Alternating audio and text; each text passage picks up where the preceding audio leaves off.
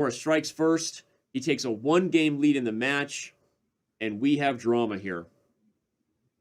We certainly do. And Hikaru goes back to kind of this offbeat opening where you see that white has the bishop pair and the potential to play g4 and break open the king. So I, once again, really like Wesley's position. Agreed. And Hikaru is the better bullet player, but his position is certainly not better at this point.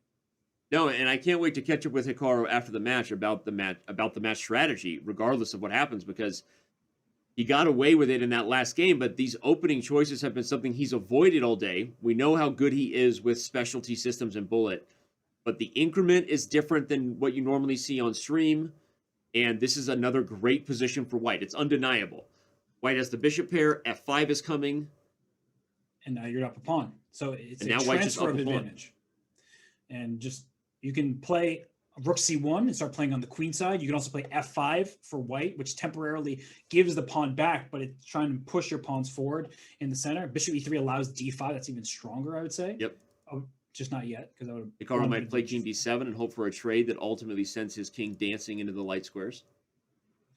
And one of the things that you have to be careful about for Wesley is if you play g5, which he just did, is maybe you can't actually create a passed pawn because you're up a d pawn, but that's stopped by the e6 pawn. So if we trade everything off, can I just start bringing my king to c6 as black and say, hey, no progress can be found?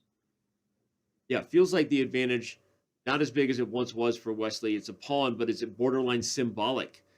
I mean, okay, if you allow black somehow, if black gets his king in here, black could be the one playing for a win in this endgame despite being down a pawn. So Wesley might even just settle with a repetition.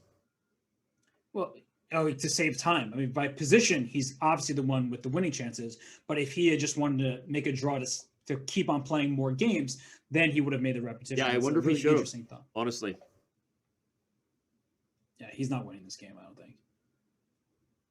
Black's plan is easy. Black's plan is do nothing. Bishop f8, bishop e7, back and forth.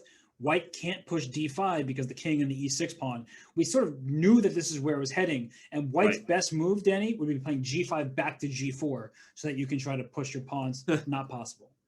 And I've been trying to move my pawn backwards for years. No. Yes, almost 17,000 live viewers on YouTube. We've got 33,000 of you on